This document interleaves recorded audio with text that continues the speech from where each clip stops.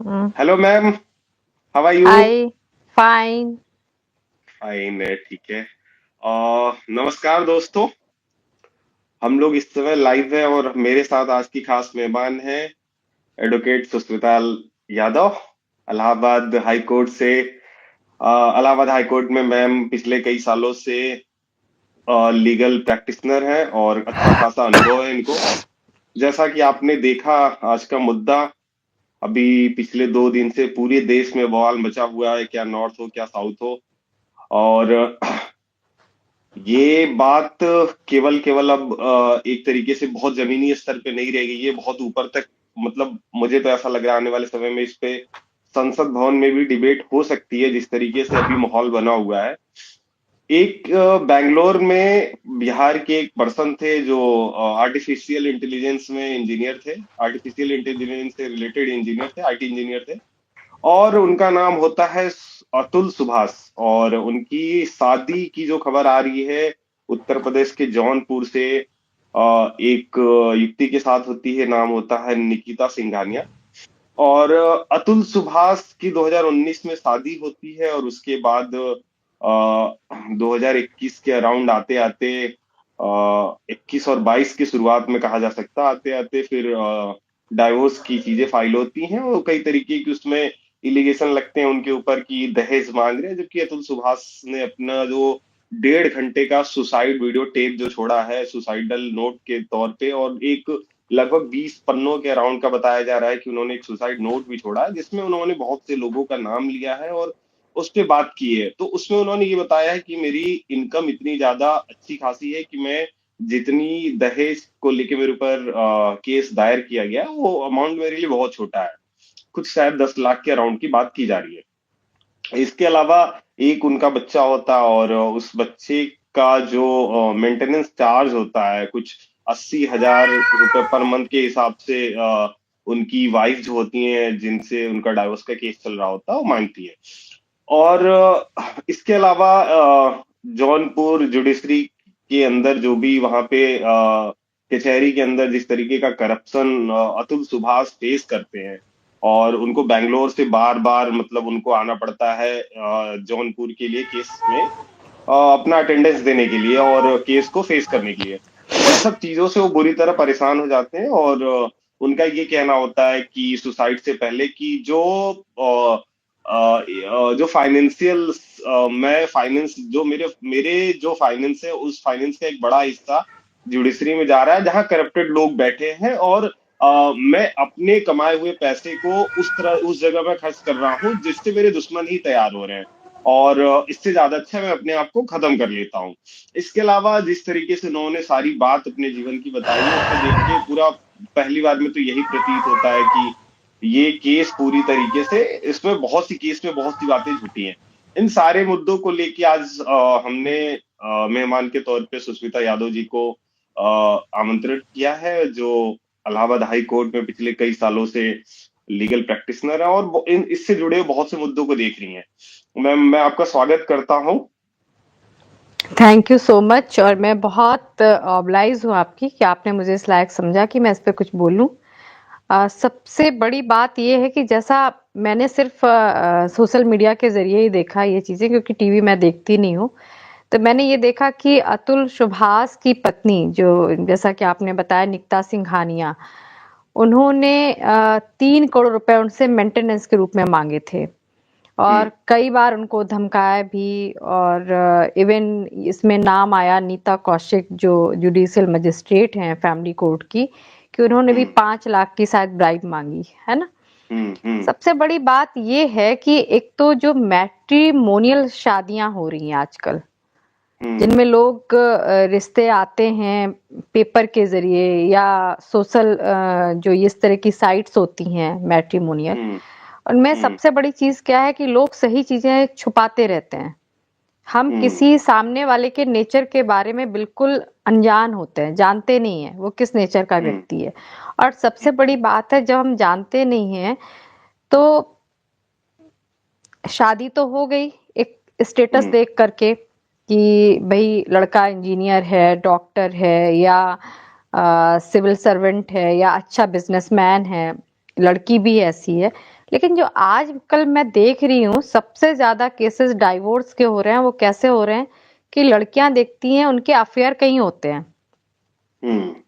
और वो शादी कर लेती हैं कि शादी हमें करनी है, और उसके बाद फिर आराम से साल 2 साल चलता रहता है कैजुअली, फिर उसके बाद अचानक से डाइवोर्स होने लगता है बहुत छोटी छोटी बातों पे। तो ये बड़ी हम्म। हैरान करने वाली बातें होती हैं कि लोग जब वेल एजुकेटेड होते हैं, वेल सेटल होते हैं, तो छोटी छोटी चीजों को इग्नोर ना करके छोटी ही बातों में बहुत बड़े इशू क्रिएट कर देते हैं, हम्म। जबकि जैसे कोर्ट।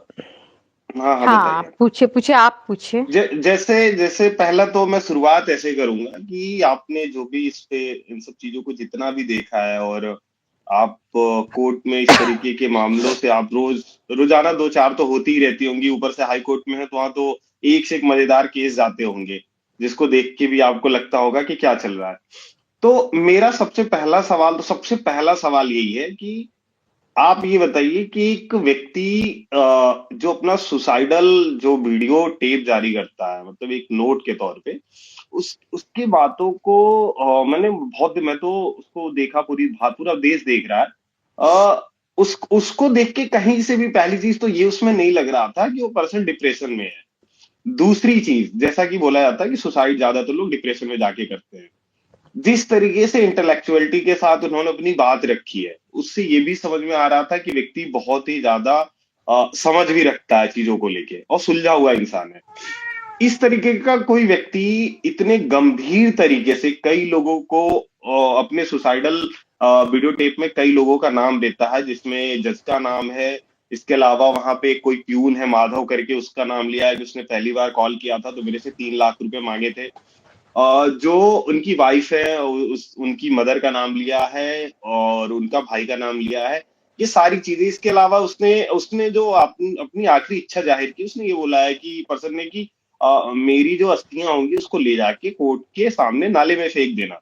कोई व्यक्ति इतना घृणित तरीके से तभी बोलेगा जब अंदर से बहुत दुखी होगा। गुस्सा तो एक अलग चीज है, दुखी होगा बहुत ज्यादा। कुल मिला जुला के मेरा सवाल यह है कि इसमें दोषी कौन है? इसमें देखिए, सबसे बड़ी बात मुझे बड़ी हैरान करने वाली जो बात लगी कि अगर निकिता संघानिया का एडवोकेट था, ठीक है, तो जाहिर सी बात है अतुल सुभाष का भी एडवोकेट रहा होगा, तो हम्म। उसने उनको सही सजेशंस क्यों नहीं दिए? हम्म। क्योंकि जिस तरह की चीजें हो रही थी, हमारे जो ऊपर कोर्ट है, हाई कोर्ट है, वहां उनको हम्म। अपील करनी चाहिए थी, वहां रिट दाखिल करनी चाहिए थी, और हम्म। जुडिशियल मजिस्ट्रेट के खिलाफ जो हाई कोर्ट के चीफ जस्टिस हैं उनको लेटर लिखना था। जब वो हम्म। खुद इतने अच्छे ओहदे पे हैं, इतने वेल एजुकेटेड हैं, उनको सुप्रीम कोर्ट के चीफ जस्टिस को इन्फॉर्म करना था, सुसाइड नहीं करना था। ये उनका जो हम्म। स्टेप था ये बहुत गलत था। हम्म। देखिए, जहां एकदम हम हताश हो जाते हैं, एकदम निराश हो जाते हैं, तो जो निराशा की अंतिम सीढ़ी होती है वहां से भी आशा जन्म ले लेती है। लेकिन हम्म। मुझे लग रहा है ऐसा क्या था कि जो, मतलब, कैसे वो ये चीजें भूल गए कि इसके अपर कोर्ट्स हैं, वहां में अपील करनी चाहिए, वहां हमें शिकायत करनी चाहिए। हम्म। तो एक तो ये मिस्टेक हुई कि उनका सही लॉयर नहीं था, हम्म। या तो लॉयर उनको मिसगाइड कर रहा था। हम्म। मैं खुद लॉयर हूं और मैं ये देखती हूँ, मुझे ये यहाँ पे नहीं कहना चाहिए, बट मोस्टली लॉयर क्या करते हैं, जब देखते हैं कि जो भी क्लाइंट है बहुत रिच है, उसके पास ज्यादा पैसे हैं, तो वो उससे एक अलग ढंग से बार्गेन करना शुरू करते हैं। हम्म। इसमें क्या होता है, जो लोग सही स्टैंड नहीं लेते उनके केसेस खराब हो जाते हैं, या वो हम्म। फिर इस तरह से हादसे हो जाते हैं, या फिर वो कंप्रोमाइज कर लेते हैं। जो हम्म। जस्टिस मिलना चाहिए वो नहीं मिल पाता है। हम्म। अच्छा, जिस तरीके से अभी एक दो रिपोर्ट्स पे भी इंटरनेट पे अभी बहुत चर्चा हो रही है कि जो भारत में महिलाओं को लेके बहुत ही एक तरीके से कहा जाए संवेदनशील कानून कानून का जो ढांचा है महिलाओं के प्रति बहुत संवेदनशील तरीके से ड्राफ्ट किया गया है। और मेरा ये मानना है कि जिस तरीके से भारत की सामाजिक व्यवस्था महिलाओं के प्रति पिछले लगभग 8 9 100 सालों से या फिर 1000 साल से कह सकते हैं, मतलब रही है, तो उसकी कहीं ना कहीं हमारे मदर्स जो थे, जिन्होंने कॉन्स्टिट्यूशन को ड्राफ्ट किया और उसके बाद जो आईपीसी को जिन लोगों ने लागू करने के लिए काम किया, तो ये इसमें गलत नहीं है कि महिलाओं को लेके देश का कानून संवेदनशील होना चाहिए, वो बहुत अच्छी चीज है। लेकिन पिछले अगर कहेंगे कि जिस तरीके से भारत आधुनिक हो रहा है, भारत में जिस तरीके से एक तरीके से कहा जाए कि एजुकेशन जैसे जैसे बढ़ते जा रहा है, समाज जैसे जैसे अर्बन होते जा रहा है, वैसे वैसे आप देखिए दहेज के जुड़े हुए झूठे केस भी वैसे वैसे बढ़ते जा रहे हैं और खूब उजागर होते रहे। आप तो कोर्ट में हैं, तो आप जरा अपना अनुभव शेयर कीजिए और आप अपने अनुभव के हिसाब से बताइए इसके पीछे ये सब चल क्या रहा है, रीजन क्या है, आखिर क्यों हो रहा है ऐसा। सबसे बड़ा क्या है, जो एजुकेशन सिस्टम है, और सबसे ज्यादा जो है सोशल मीडिया रिस्पॉन्सिबल है। लोग इतने हाईटेक होते जा रहे हैं कि उनके पास लोगों के लिए टाइम नहीं है। और हर जो महिलाओं के लिए बात की जा रही है, डेफिनेटली महिलाएं बहुत टॉर्चर हो रही होती हैं, ठीक है, हम्म। लेकिन उससे कहीं ज्यादा महिलाएं अपने लिए बने कानूनों का सबसे ज्यादा दुरुपयोग कर रही हैं इस वक्त। हम्म। क्योंकि मोस्टली आप देखो ना, जो भी डाइवोर्स के केसेस आते हैं, सब्जी में कटहल की सब्जी बनाई है और आलू हमने डाल दिया, तो सासू मैंने कहा आलू क्यों डाला। सब्जी का जो शेप है, कटिंग का, चॉपिंग का, वो बड़ा था, इसलिए डाइवोर्स लेना पड़ रहा है।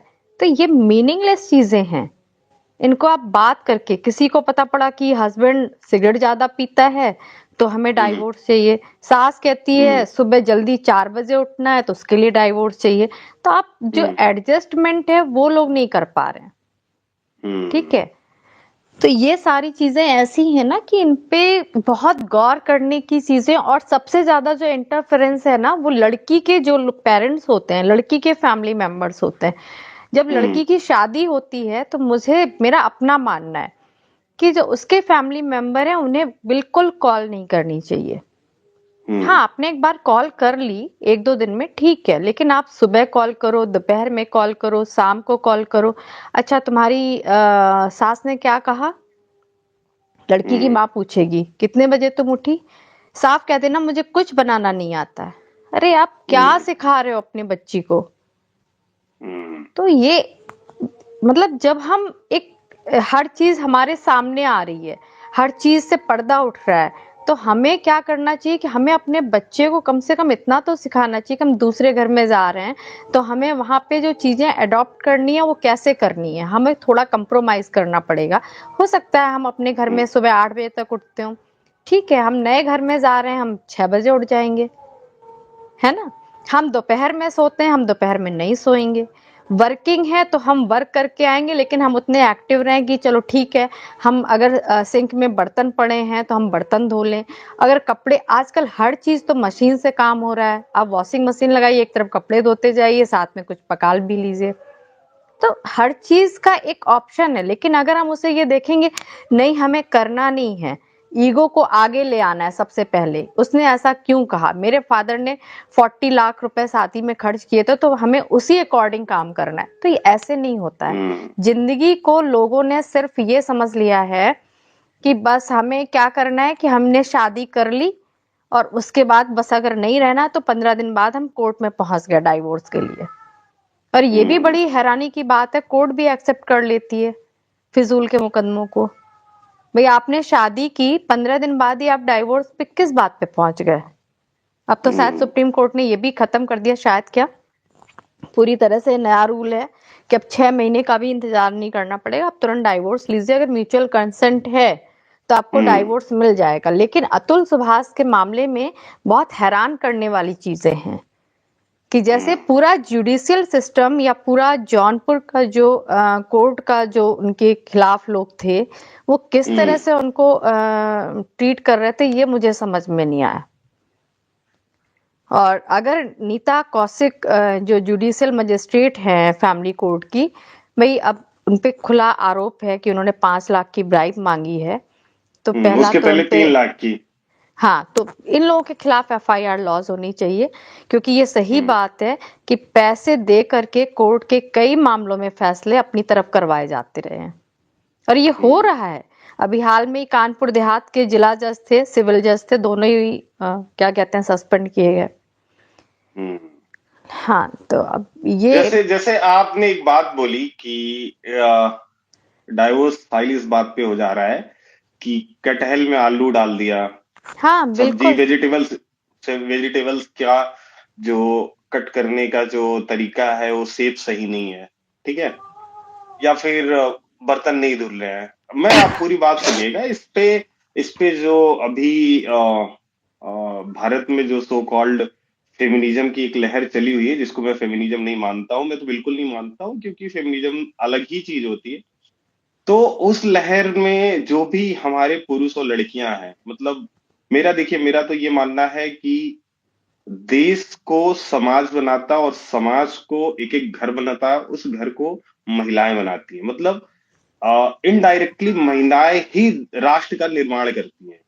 और मैं खुद अपना बात करूं तो मेरे ही जीवन में जो सबसे बड़ा योगदान है मेरी माता जी का है। तो मेरा ये मानना है कि समाज कैसा होगा, राष्ट्र कैसा होगा, ये किसी पिता से ज्यादा माता निर्धारित करती है कि उसके बच्चे जो होंगे वो राष्ट्र के लिए कैसा काम करेंगे। तो आपने जो अभी ये बात बोली है कि मतलब चॉपिंग का तरीका उनका सही नहीं है, सिंक में बर्तन पड़ेंगे नहीं धुलेंगे। तो अभी जो फेमिनिज्म की लहर के अंतर्गत जो भी महिलाएं आती हैं, वो महिलाएं तो सीधे सीधे ये बोलेंगी कि अपने बेटों को क्यों नहीं सिखाते हो तुम लोग। तो मेरा ये मैं तो इस चीज को मानता हूँ कि पुरुष खाना ज्यादा अच्छा बनाते हैं, क्योंकि पुरुष मेल ही भारत में ज्यादा सेफ है। और ज्यादा अगर आप उसकी बात करेंगे कि होटल्स में और जाए तो पुरुष ही खाना बनाते हैं। लेकिन जब बात शादी और परिवार चलाने की आती है, तो जो भी महिलाएं जो थोड़ा शिक्षित हुई हैं, उनमें एक बड़ा हिस्सा जो फेमिनिज्म की लहर में आया हुआ है, वो सीधे ये बोलती हैं कि हम खाना क्यों बनाएं, तुम अपने बेटों को क्यों नहीं सिखा रहे हो खाना बनाना।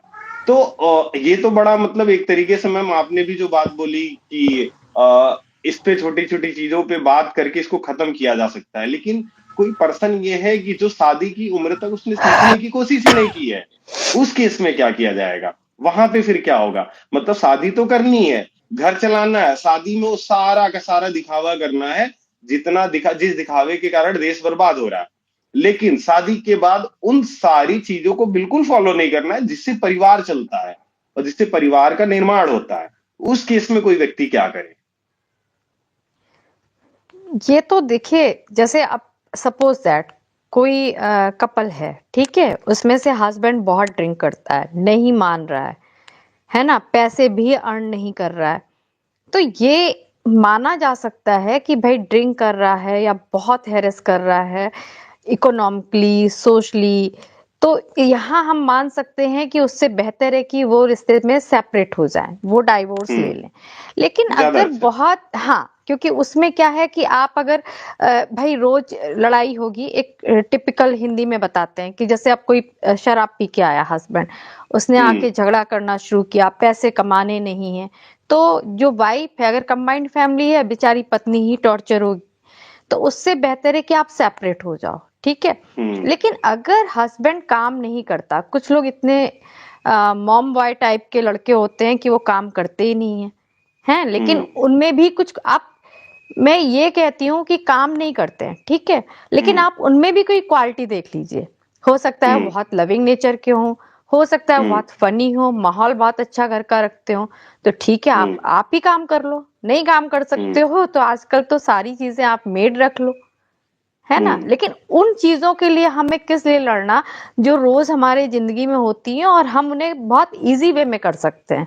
तो उनके लिए तो हम्म। मुझे नहीं लगता कि झगड़े जैसी कोई चीज बचती है बीच में, है ना। अगर हमें कार ड्राइव करनी आती है तो हम बच्चे को स्कूल, अगर वो टाइम हमारा मैच कर जाता है तो हम बच्चे को छोड़ सकते हैं, बच्चे को स्कूल से ला सकते हैं, हम्म। सब्जी भी खरीद सकते हैं। मैं खुद एक हाउस वाइफ हूँ, मान लो, मतलब पत्नी तो हुई, दो बच्चों की माँ हूँ। हम्म। मैं इतना काम करती हूँ, इवन मैं कोर्ट जाती हूँ, कोर्ट से मेरा एक छोटा सा भी बिजनेस मैंने स्टार्ट किया रिसेंटली, हम्म। होटल और रेस्टोरेंट है। मैं वहां भी जाती हूँ, काम भी देखती हूँ, ऊपर से मैं पॉलिटिक्स में भी काम कर लेती हूँ, बच्चों के भी काम करती हूँ, कपड़े भी धो लेती हूँ, मेड नहीं आई तो बर्तन भी धो लेती हूँ, खाने का कोई अरेंजमेंट नहीं है तो खाना भी कुक कर लेती हूँ। लेकिन इन हम्म। कामों के लिए मुझे लगता है कि घर का अगर प्लीजेंट माहौल है तो छोटे छोटे कामों के लिए कभी झगड़ा नहीं करना चाहिए, मेरा अपना मानना है। आप चीजों को हम्म। इग्नोर करिए, जब हम्म। तक कि आप आपका सेल्फ रिस्पेक्ट अगर सुरक्षित है, आपको सम्मान मिल रहा है, आपको प्यार मिल रहा है, आपको पैसे मिल रहे हैं, तो मुझे नहीं लगता है कि फिजूल में लड़ा जाए। और रही बात फेमिनिज्म की, तो फेमिनिज्म की तो मुझे आज तक सही परिभाषा ही समझ नहीं आई। अगर हमारे राइट्स का वायलेशन नहीं हो रहा है कहीं भी, तो मुझे नहीं लगता फेमिनिज्म जैसी चीज होनी चाहिए। अगर हम सुरक्षित महसूस कर रहे हैं किसी के साथ, किसी पुरुष के साथ, वो हमें रिस्पेक्ट दे रहा है, हमें आजादी दी हुई है उसने, तो ठीक है। हो सकता है कि एक्स्ट्रा मैरिटल अफेयर हो हस्बैंड का, दोस्त का, या बॉयफ्रेंड हो, मेरे साथ ना अच्छा लग रहा हो, उसे किसी और के साथ अच्छा लग रहा हो, सपोज दैट किसी के साथ भी हो सकता है। तो इसका मतलब ये नहीं कि हम उसमें झगड़ा करें या उसे इतना टॉर्चर करें उसे। आप देख रहे हो ना 376 के फर्जी मुकदमे। आप 7 साल से लिव इन रिलेशन में हो, लेकिन अगर लिव इन रिलेशन में आपके फ्रैक्शंस आ गए, तो पता पड़ा लड़की ने 376 का मुकदमा लिखवा दिया। तो भाई 7 सालों में आप कितने बार आपने अपने फिजिकल रिलेशन मेंटेन किए, बट अगर उसने कहीं और शादी कर ली या किसी और के साथ उसे अच्छा लग रहा है, तो ठीक है, उसे जाने दो आप। इसका मतलब ये नहीं कि अब आप 7 साल बाद आपको याद आया कि वो आपके साथ रेप कर रहा था या आपको झांसा दे रहा था। तो ये सब तो कोर्ट को भी समझ आ रहा है, सबको समझ आ रहा है, फिर भी मुझे आज तक समझ नहीं आया कोर्ट ऐसे मुकदमों को एंटरटेन क्यों करती है। अच्छा, एक चीज पे और आपसे बात इस पे करनी है कि जैसे अभी निकिता सिंघानिया का केवल इकलौता केस नहीं है। मैंने बहुत से ऐसे केसेस बहुत देखे सारे हैं केसेस हैं।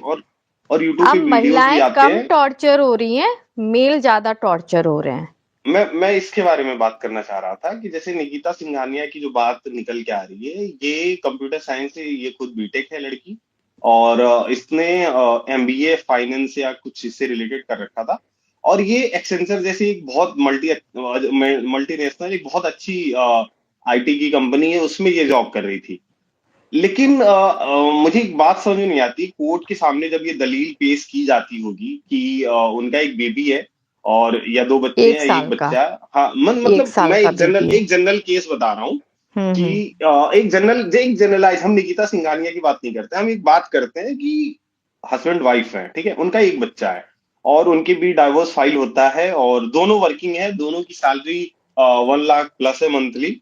और अचानक क्या होता है कि दोनों की एजुकेशन भी सेम लेवल की है, या फिर हो सकता है कि इस केस में तो मुझे ये लगता है कि महिला की एजुकेशन ज्यादा अच्छी थी, क्योंकि उसने मास्टर्स भी कर रखा था। ठीक है, तो इस केस में जब कोर्ट के सामने ये बात रखी जाती होगी कि हमको 1 लाख रुपए या 80 हजार रुपए या 50 हजार रुपए हमको मेंटेनेंस चार्ज चाहिए, जबकि वो महिला खुद भी कमा रही है। इसके अलावा एक मजेदार केस ये भी आया था कि एक पुरुष था, वो भी सोशल मीडिया पे बहुत लंबे टाइम तक वो फैला रहा है, कि उसके लड़की की इनकम बंद हो गई थी और लड़की अभी भी जॉब में थी। लड़की गवर्नमेंट जॉब में थी, लड़का शायद प्राइवेट जॉब में था, फिर उसने जॉब शायद छूट गई थी। उसके बाद उन दोनों की भी डिवोर्स फाइल हुआ था और लड़की ने उसके ऊपर पता नहीं कितने 1 लाख रुपए या 80 हजार 60 हजार कुछ पर मंथली उसके ऊपर उसने डिमांड की थी कि हमको मेंटेनेंस चार्ज दिया जाए। तो कोर्ट के पास जब इस तरीके की चीज जाती है और कोर्ट जब दोनों की क्वालिफिकेशन देखती है, दोनों की सोर्स ऑफ इनकम को देखती है, क्या कोर्ट में जो जुडिशरी में लोग बैठे हैं उनको हंसी नहीं आती है? ये क्या मतलब, अंधे होके लोग इस पे अपना मतलब ज्यूरिडिक्शन देते हैं, क्या करते हैं, ये चल क्या रहा है मतलब? सबसे बड़ी चीज ये है कि अगर दो लोगों में से कोई एक ही जाएगा डाइवोर्स के लिए, ठीक है, अगर हम्म दोनों का म्यूचुअल कंसेंट है तो डाइवोर्स तो हो ही जाना इजी वे में। लेकिन अगर हम्म कोई भी जा रहा है, फीमेल जा रही है, मेल जा रहा है, और दोनों वेल एजुकेटेड हैं, वेल सेटल्ड हैं, तो मुझे लगता है कि कोर्ट को मेंटेनेंस जैसी चीज के लिए हम्म फीमेल की साइड नहीं लेनी चाहिए। तो क्या इस पे क्योंकि अगर कानून को अगर लेके? बिल्कुल, ये एक ऐसा कानून है जब महिलाएं इतनी आगे नहीं बढ़ी थी, तब का ये हम्म कानून बना है, इसको रिवाइज करने की जरूरत है। आज हम्म महिला पुरुषों से अच्छी सैलरी पा रही है, अच्छी एजुकेशन हो रही है, अच्छा फ्रीडम है उसके पास, अच्छी हम्म लिबर्टी है, बहुत अच्छे से रह रही है। तो मुझे नहीं हम्म लगता है कि उसे, अगर मान लीजिए कोई पुरुष जा रहा है डाइवोर्स के लिए हम्म और वो अर्न नहीं कर रहा है, महिला बहुत अच्छा अर्न कर रही है, तो कायदे से हम्म पुरुष को मेंटेनेंस मिलना चाहिए। क्यों, सही उसकी बात लाइफ है। भी तो उतनी स्पॉइल हुई। उसने भी उतना मेंटल टॉर्चर सहा है। सिंपल सी चीज है। रही बात, हाँ एक चीज हम मान सकते हैं, जैसे कोई फीमेल है उसके बच्चे हैं तो भाई ठीक है, महिलाएं ये कह देती हैं कि हमारा जो हमारा शरीर है वो खराब हो गया, हमारी फिजिक अच्छी नहीं रही और अब हम वैसे शादी नहीं कर पाएंगे, तो किसी भी पुरुष के साथ भी ये चीज लगी होती है कि वो डाइवोर्सी हम्म है ना, उसका भी तलाक हो गया है ना, या हम्म हम्म वो भी विधुर है।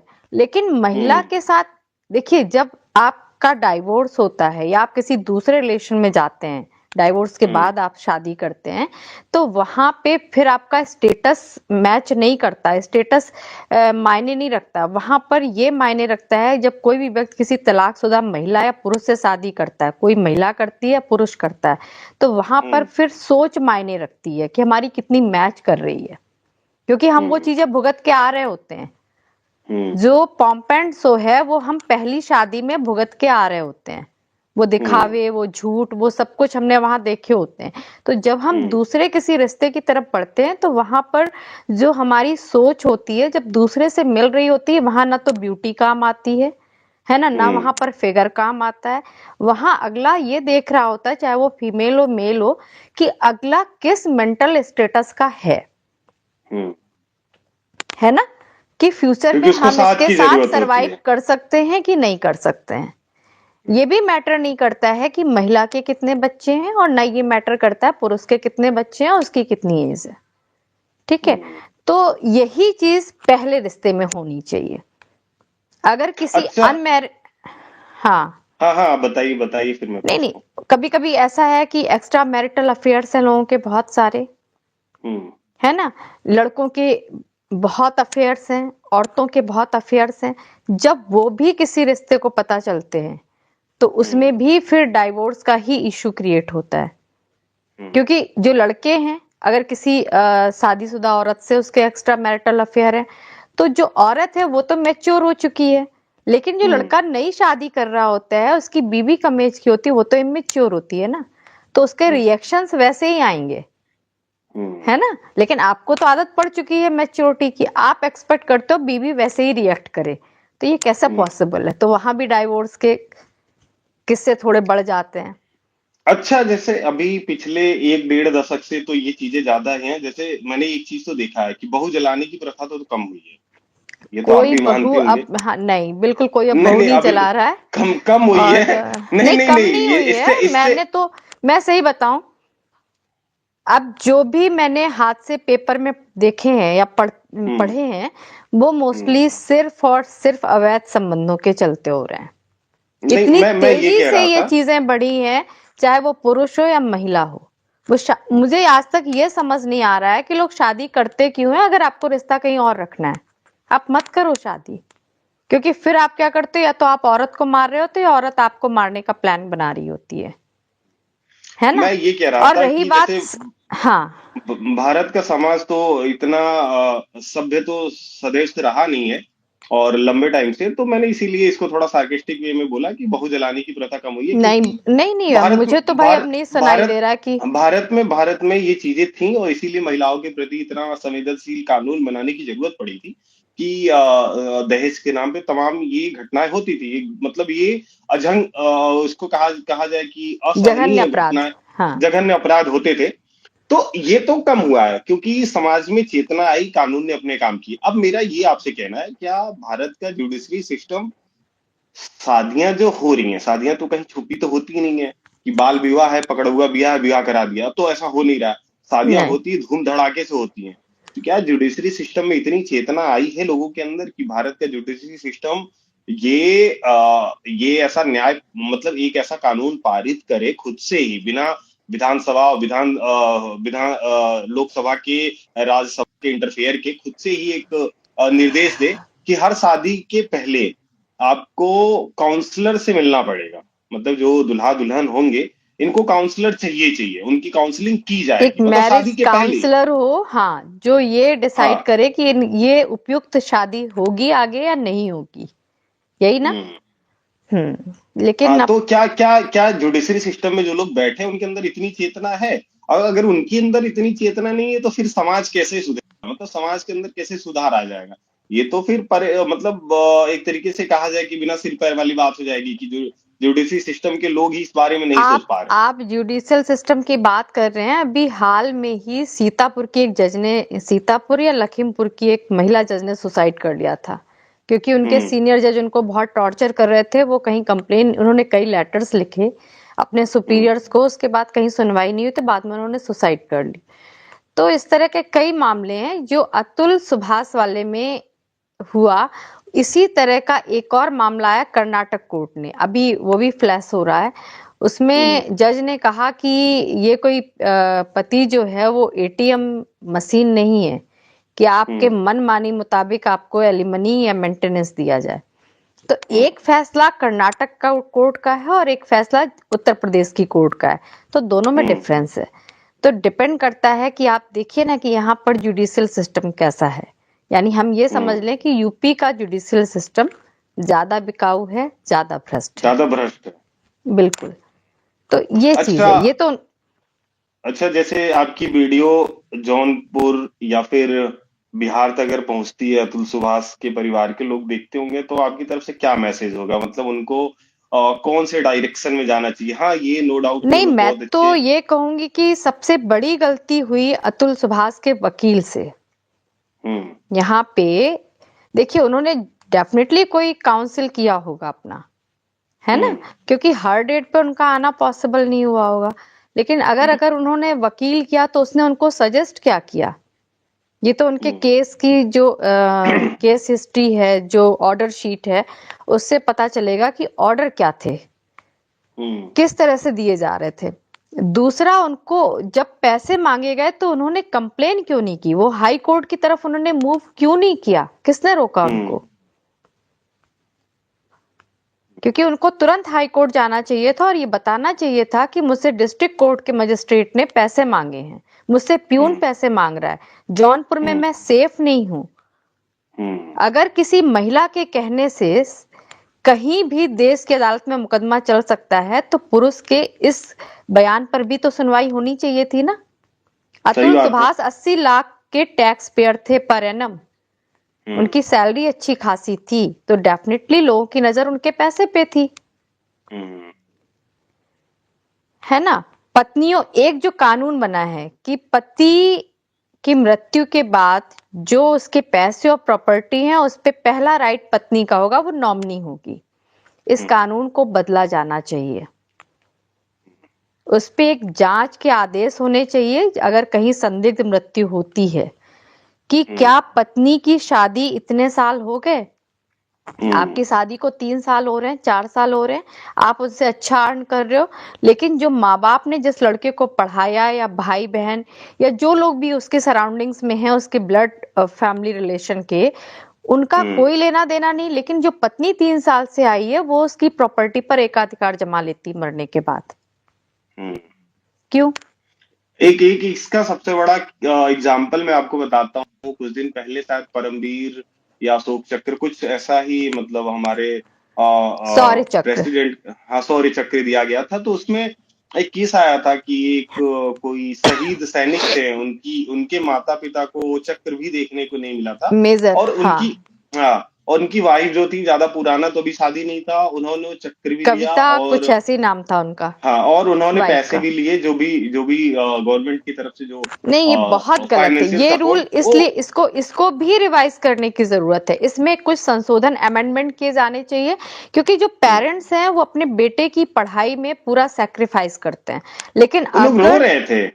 अरे भाई, कोई सोल्जर अगर मर रहा है, क्या है कि नेक्स्ट ऑफ किन, यानी कि नॉमिनी अगर अपनी पत्नी को बनाया तो सारी प्रॉपर्टी उसके नाम हो जाएगी।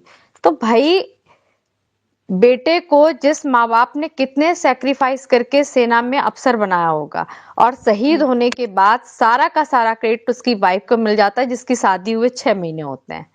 तो ये थोड़ा सा बहुत, मतलब, आश्चर्यजनक है। हमारा कोई भी कानून हिंदुस्तान हम्म। का, मुझे नहीं कहना चाहिए वो ऐसा है जो किसी को पूरी तरह से संतुष्ट कर पाता हो। हम्म।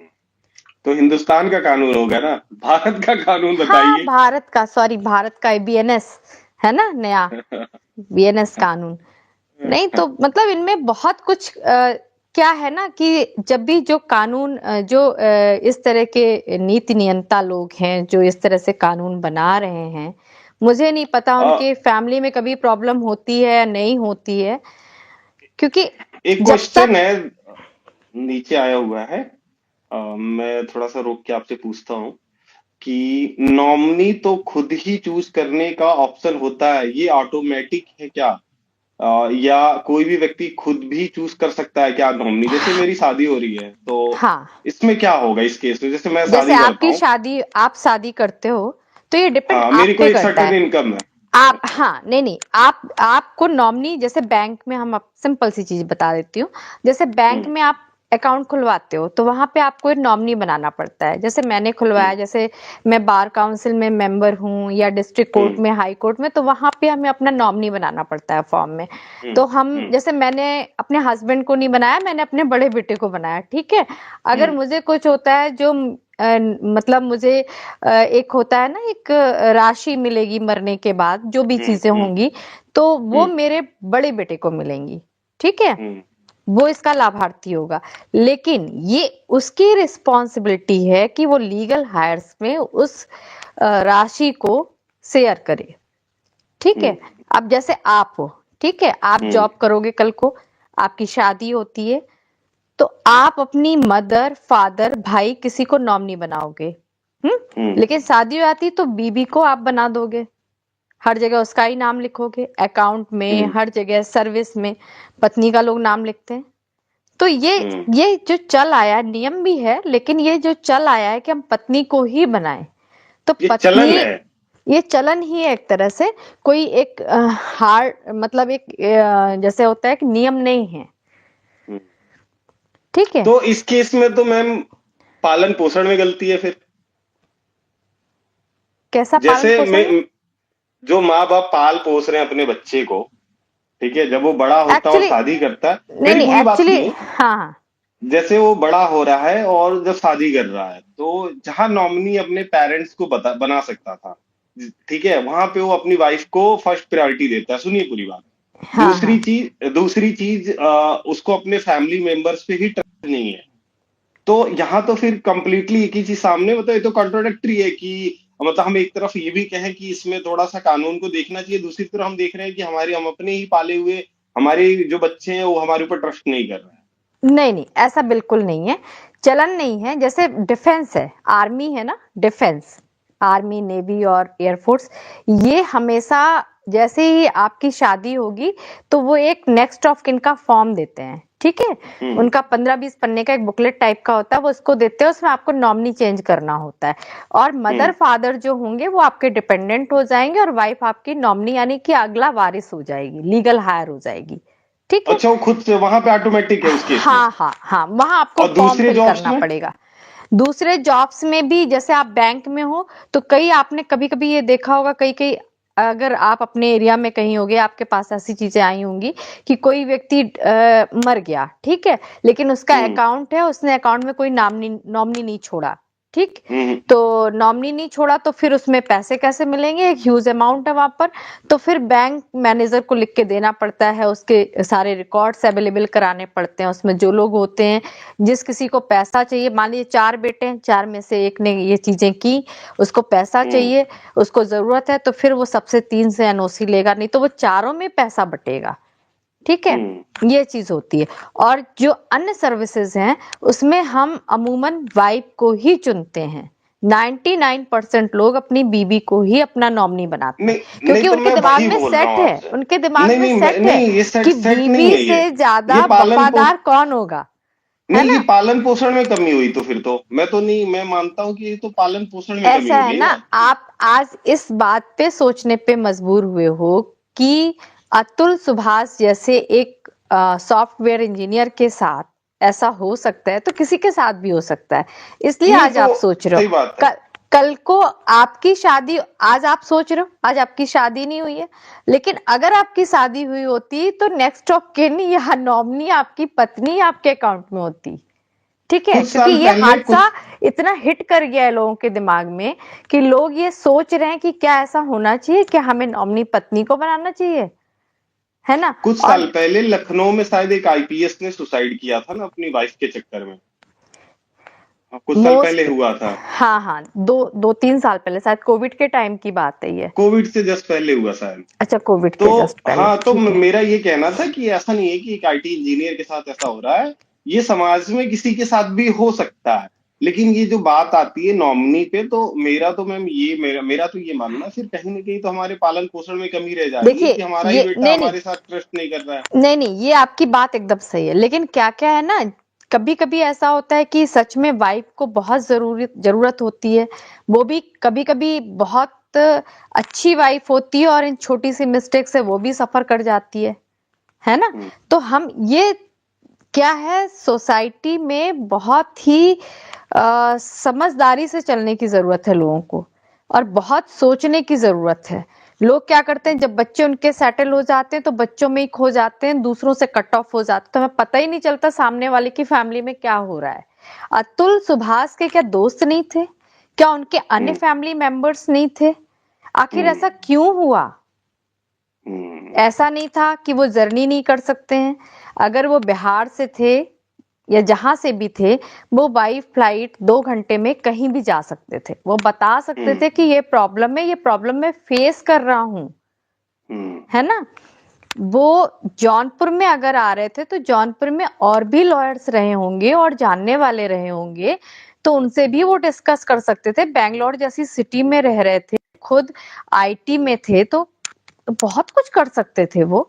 लेकिन सुसाइड जैसा शब्द, सुसाइड उन्होंने किया, अब ये तो वही जान सकते हैं जो उस पीड़ा से, क्या उनके पास क्या इतना कंजेस्टेड थी चीज उनके दिमाग में कि कहीं उन्होंने ऑप्शन नहीं था, है ना? हम्म। कि उन्होंने कुछ चुना ही नहीं, सिर्फ उन्होंने सुसाइड ही चुनी। तो ये बड़ी हम्म। हैरान करने वाली बात है। अच्छा, मैं एक एक चीज और आपसे सजेशन लेना चाहूंगा कि जैसे अभी जैसे ये मामले इस तरीके से बढ़ रहे हैं, मतलब अ, शादी हो रही है, 6 महीने के अंदर ही केस कोर्ट में चला जा रहा है। 6 महीने, तो 15 दिन का मेरे नहीं सामने है। नहीं, मैं 6 महीना मैक्सिमम बोल रहा हूँ। हाँ, मेरे भी मतलब कई केसेस मैंने देख लिए। मेरा आपसे, मैं चाहूंगा कि आप लोगों को ये सजेशन दें कि जब फैमिली में जैसे ज्यादातर केसेस मैंने इस तरीके के तब देखे हैं कि ज्यादातर लड़के जो हैं जॉब में अपने घर से दूर ही हैं। ठीक है, तो उस केसेस में चीजें ज्यादा खराब हो रही हैं।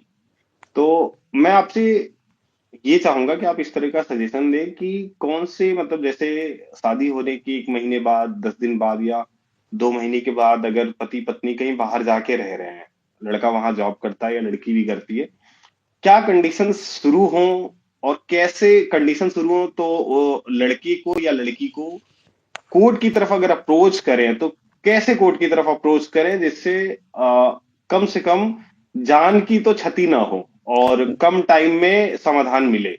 मैं आपको सही बताऊं, समाधान तो बाद में बताऊंगी, मिस्टेक क्या होती है। एक्चुअली जब भी कोई फीमेल कोर्ट जाती है, ठीक है, हम्म। कि मुझे अब हस्बैंड के साथ नहीं रहना, तो जो हम्म। वकील होते हैं, जो मैंने देखा प्रैक्टिस के दौरान, मैंने यही हम्म। पाया कि वकीलों की, अब कोई वकील सुनेगा तो मुझे तो 10 गालियां देगा ही देगा, मेरा नंबर भी खोजेगा। हम्म। वकीलों की ये मेंटेलिटी हो चुकी है कि ये केस आ रहा है तो हम ऐसे कैसे क्रिटिकल बनाए। सबसे वो पहले कहता है महिला से कि ऐसा करो, ऐसा ऐसा मुकदमा लिखवा दो, हम्म। पुलिस तो उठा ही लेगी।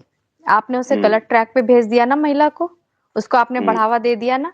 हो सकता है हम्म। बात करने से, वकील के आगे हमेशा ये लिखा रहता है लीगल काउंसिल, यानी कि हम काउंसलर होते हैं, है हम्म। ना? हम चाहें तो उसकी एक अच्छी काउंसलिंग कर लें, पैसे के लालच में ना पड़ के हम उससे हम्म। 2-3 बार बात कर लें, तो हो सकता है हम्म। उसका खुद ही दिमाग हट जाए कि मुझे नहीं लेना डाइवोर्स, ठीक है, हम्म। रह लेते हैं। आप महिला हम्म। से मिल लो, उसके बाद उसके हस्बैंड को बुला लो, 1-2 हम्म। सिटिंग के बाद हो सकता है दोनों हम्म। में पैचअप हो जाए। लेकिन हम क्या करते हैं, उन्हें गुमराह कर देते हैं, और गुमराह हम्म। करने के बाद केस इतना जटिल हो जाता है कि उसका ऑप्शन ही तलाक होता है। तो टॉर्चर हम्म। तो होना ही है, एक टॉर्चर कर हम्म। रहा होता है, एक टॉर्चर हो रहा होता है। एक ही पक्ष तो जाएगा ना तलाक लेने पहले, हम्म। दूसरा तो मजबूरी में जाता है कि अब तलाक लेना ही लेना है, हम्म। क्योंकि आपने कोई ऑप्शन छोड़ा नहीं है उसके पास। आपने मुकदमे भी लिखवा दिए, पुलिस भी उसको उठा ले गई, नहीं उठा लेगी तो उसको इतना गरियाया, इतना जलील किया पुलिस ने कि वो सोच लेता है कि मुझे अब डाइवोर्स लेना है। क्योंकि उसके मन में अगर ये फिट होता है कि नहीं यार चलो माफ कर देते हैं। पुरुषों में 60 या 70% जो मेल होते हैं उनमें ये चीज होती है कि चलो ठीक है, फॉरगिव कर देते हैं, फॉरगेट कर देते हैं, चीजों को माफ कर देते हैं। लेकिन महिलाएं इतनी बदमाश होती हैं, मुझे नहीं कहना चाहिए, मैं खुद महिला हूं, कि वो भूलती नहीं है चीजों को। ठीक है ना, तो उससे चीजें क्रिटिकल हो जाती हैं। तो क्या गवर्नमेंट की बॉडी की तरफ से, मतलब जुडिशरी की बॉडी की तरफ से क्या ऐसे देखिए, जैसे सुप्रीम कोर्ट ने एक चीज की है अभी कि अगर आप डाइवोर्स के लिए जाते हैं तो पहले कोर्ट ये कहती थी 6 महीने और रह के देख लो। तो जिनका दिमाग सेट है लड़की के घर वालों का, और ये तलाक जो होता है ना, पीछे बैकिंग होती है फैमिली की। दो लोग कभी तलाक नहीं ले रहे होते हैं, जो उनके पीछे फैमिली मेंबर्स होते हैं वो तलाक ले रहे होते हैं। ठीक है, उन्होंने तो झगड़ा किया, जो फैमिली मेंबर्स है वो समझा सकते थे बिठा के कि भाई यहाँ पे तुम गलत हो, यहाँ पे तुम गलत हो, इसे दूर कर लो, बात खत्म हो गई। लेकिन वो क्या कहते हैं, अरे उसकी इतनी मजाल, लड़के की माँ की मजाल, लड़के के भाई की मजाल। वो मजाल जो होती है ना, वो बिल्कुल सरदर्द हो जाती सबके लिए, फिर वो वहां से तलाक चीजें हो खराब हो जाती। बस। तो ये चीजें हैं, ये रोकनी चाहिए। और जो लड़की के फैमिली वाले हैं, जो सुबह शाम कॉल करना, खाना तुमने बनाया, तुमने क्यों बनाया, लड़के की बहन क्या कर रही थी, अच्छा वो घूमने चली गई, तुम खाना बनाओगी, बिल्कुल मत बनाना। तो ये चीजें रुकनी चाहिए। सुप्रीम कोर्ट ने साफ कहा 6 महीने का इंतजार नहीं करना पड़ेगा। आप डाइवोर्स फाइल करते हो, अगर आप संतुष्ट नहीं हो किसी भी तरीके से, आप मीडिएशन में भी राजी नहीं होते हो कि रहना नहीं है साथ, तो आप फिर तलाक ले लो। हाँ, मेंटेनेंस की बात मैं ये कहूंगी कि कम से कम मेंटेनेंस के लिए बाउंड कर देना चाहिए। 5 साल अगर शादी के नहीं हुए हैं तो किसी भी मेल को कंपेल नहीं करना चाहिए कि फीमेल को मेंटेनेंस दे। सिर्फ एक चीज करनी चाहिए मीडिएशन में या डाइवोर्स में, कि जो खर्च हुए हैं दोनों तरफ से वो दोनों आपस में बियर करके एक दूसरे को रिटर्न कर दे, ज्वेलरी रिटर्न कर दे, और जो लग्जरी का सामान है उसको रिटर्न कर दे। बस, इससे अच्छा, ज्यादा कुछ नहीं होना चाहिए। मेंटेनेंस बिना बच्चा हुए कहाँ तक सही है, अगर लड़की ने भी सेम लेवल का बिल्कुल एजुकेशन नहीं देना लिया है? चाहिए। अगर कोई इशू नहीं है तो बिल्कुल भी मेंटेनेंस नहीं देना चाहिए किसी फीमेल को। मैं इसके बिल्कुल सख्त खिलाफ हूँ। जैसे बेबी भी नहीं है और साथ में क्या कहते हैं कि लेवल ऑफ एजुकेशन भी सेम है दोनों का, बिल्कुल नहीं देना उस चाहिए, उस केस में ना, नहीं देना चाहिए। तो फिर इस अगर पे क्या लोग अगर न्यायालय मुझे में जा कभी, रहे हैं? बिल्कुल जाते हैं लोग, लोगों ने तो ये एक कहना चाहिए बिजनेस है ये, कि भाई हम्म शादी की है तो वकील कहता है भाई मैं तुम्हें 40 लाख मेंटेनेंस दिलाऊंगा, हम्म तो ये गलत है। हाँ, ज्वेलरी आप दोनों तरफ देखिए, जो एक सामंजस्य से काम हो सकता है कि दोनों, हम्म खर्च तो दोनों का बर्बाद हुआ, हम्म सामाजिक क्षति जो हुई दोनों परिवारों को पहुंची, हम्म तो लड़की को ज्यादा चीजें क्यों मिले? हम्म लड़के का भी तो, लड़के के परिवार का भी तो अपमान हो रहा है ना समाज में। सही बात है। तो उसको मेंटेनेंस कौन देगा? हम्म हाँ, बच्चे हो जाते हैं तो मेंटेनेंस नहीं, बच्चे की जो एजुकेशन है, उसका जो लिविंग स्टैंडर्ड है, उसको मेंटेन करने के लिए बच्चे के लिए हमेशा पैसे मिलने चाहिए, और उसका राइट प्रॉपर्टी में होना चाहिए फादर की। बाकी पत्नी का ये कह के कि मेरा राइट है करके, मतलब अतुल सुभाष बना दो किसी को, तो ये तो गलत है ना। और फिर उसे जैसे जबरदस्ती अतुल सुभाष की तरह और भी केसेस आते हैं जिसमें खूब ये आते हैं। होता है कि बच्चे को भी हमें जबरदस्ती पालना है। जैसे बाप तैयार है बच्चे को पालने के लिए और बहुत अच्छे से पाल लेगा, लेकिन माँ ये कहेगी नहीं हमें जबरदस्ती पालना और हमें मेंटेनेंस भी चाहिए। उस केस में कोर्ट कोर्ट को क्या करना चाहिए, क्या करती है कोर्ट, और लोगों को किस देखिए, चीज की डिमांड करनी चाहिए?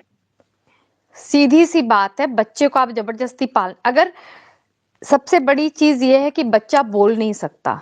यहाँ पे हम्म जो सबसे बड़ी चीज है कि बच्चे को 9 महीने एक माँ ही अपने पेट में रखती है, ठीक है, हम्म फिर वो जन्म देती है, तो ये हमारी एक प्रक्रिया मान लीजिए या एक मेंटल स्टेटस मान लीजिए सभी का, कि लोग कहते हैं माँ का राइट ज्यादा है, माँ एक पिता से 9 महीने ज्यादा किसी बच्चे को जानती है। ठीक है, प्राथमिकता हो जाती है।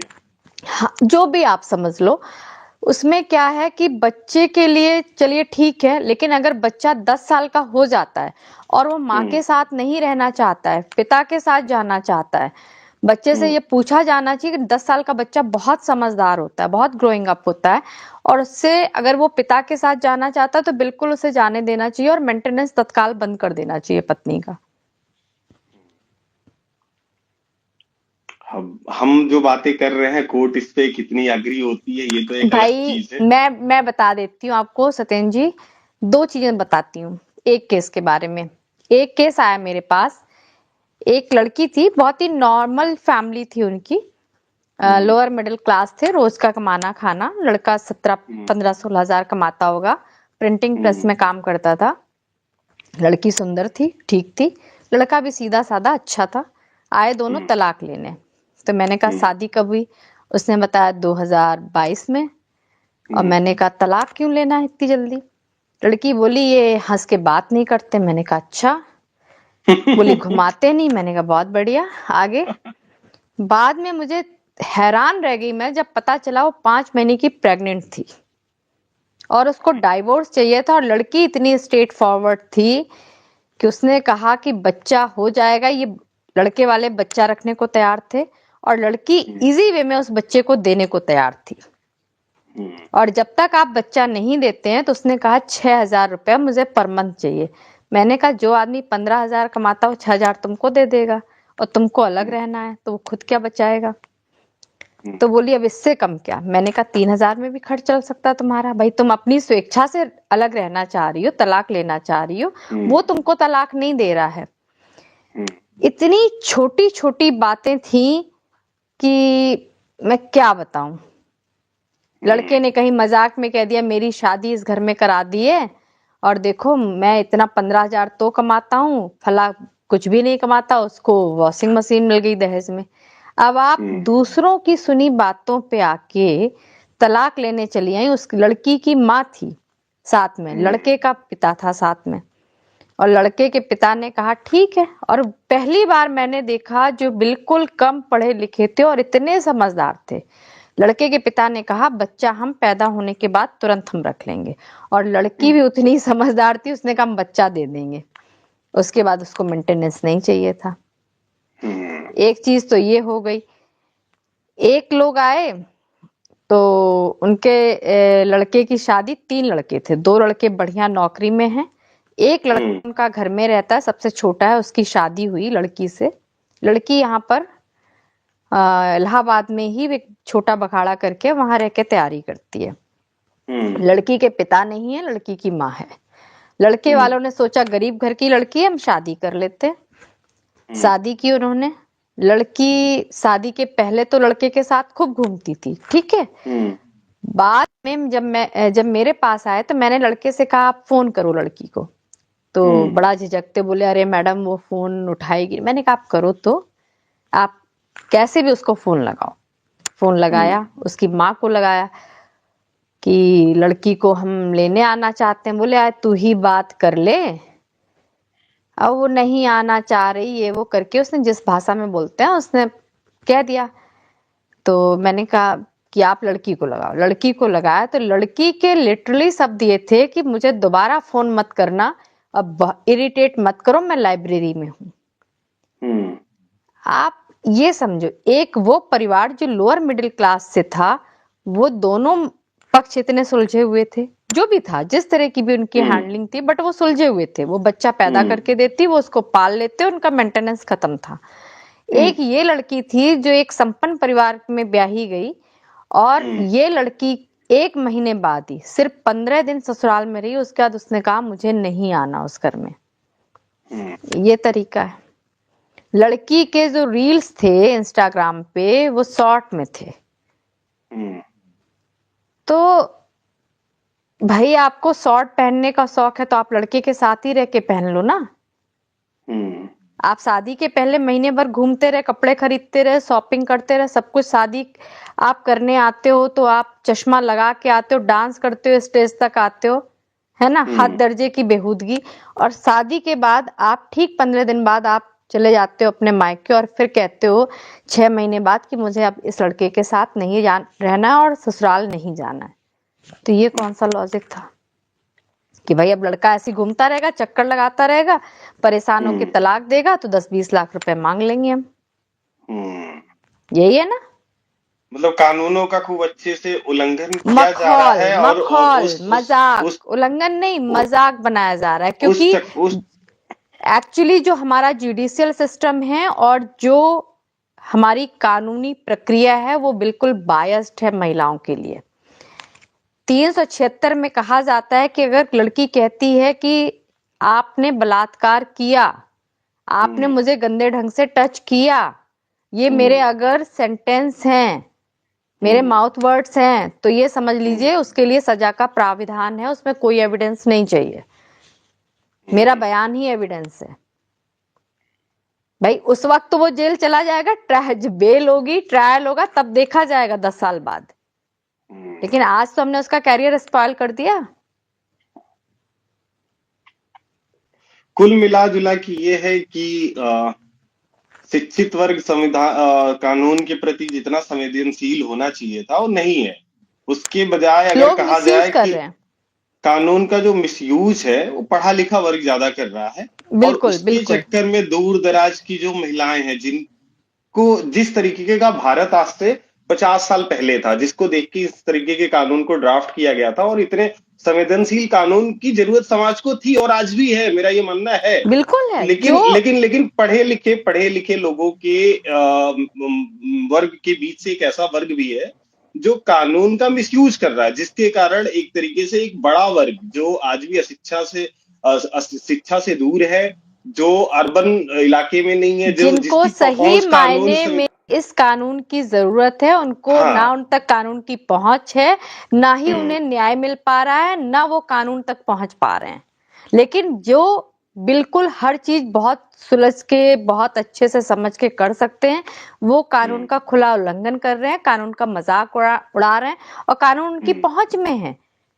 भाई जज को भी रिश्वत दे रहे हैं, पेशकार को भी रिश्वत दे रहे हैं, वकील भी मैनेज है, बस हो रहा है काम उनका। इस पे थोड़ा सा सामाजिक संगठनों को भी देखना चाहिए, भारत के राजनीतिज्ञों को भी देखना चाहिए, बात करनी चाहिए।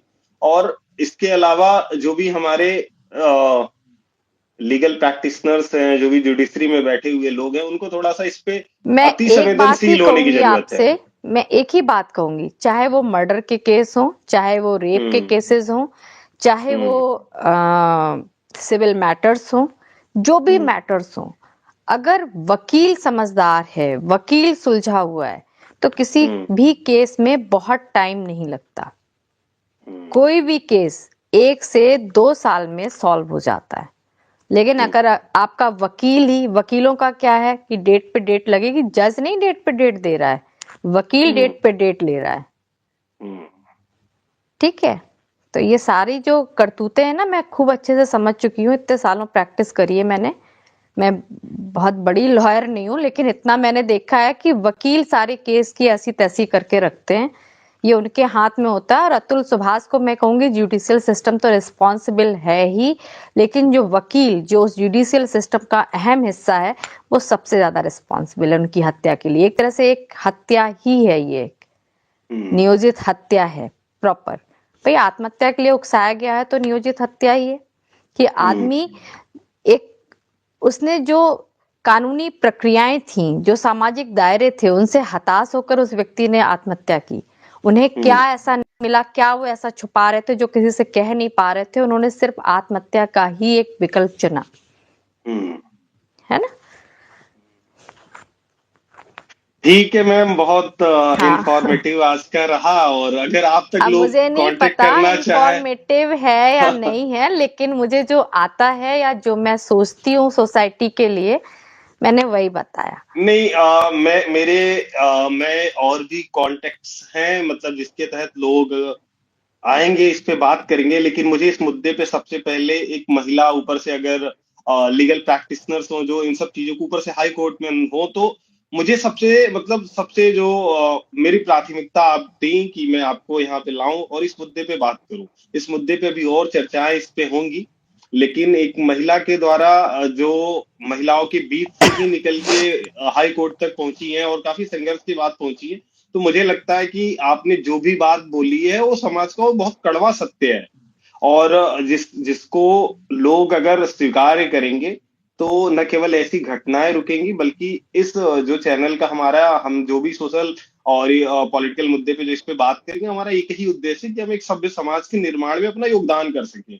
तो आपकी बातें इतनी तथ्यात्मक और कड़वे सत्य के साथ है कि लोग अगर इस पे चिंतन करेंगे, इसको जीवन में उतारेंगे, तो ही इस जो चैनल का जो हमारा एक लक्ष्य है कि हमारा योगदान इस सभ्य समाज के निर्माण में हो, उसमें पूर्ति होगी। जो भी आज का वीडियो है उसका मकसद पूरा होगा। तो मैम आपका तहे दिल से धन्यवाद, आपने इतनी मैं रात भी के आपको समय देती समय हूँ दिया। बहुत बहुत थैंक्स, मुझे इस लायक समझा कि मैं कुछ बोल सकूं लोगों के अच्छा, लिए। आप तक अगर कोई संपर्क करना चाहे, अगर कोई इलाहाबाद हाई मेरा कोर्ट में नंबर है आपके पास, आप दे सकते हो। मैं लोगों को मतलब जो मैं बेहतर से बेहतर उनको सलाह सजेस्ट कर सकती हूँ वो मैं उनको जरूर दूंगी। जरूर, ठीक है मैम, अब एंड थैंक यू करते सो हैं, रात मच, भी गुड ज्यादा होगी नाइट। है। ठीक है, नमस्कार, चलिए, शुभ रात्रि आपको भी। आपको भी।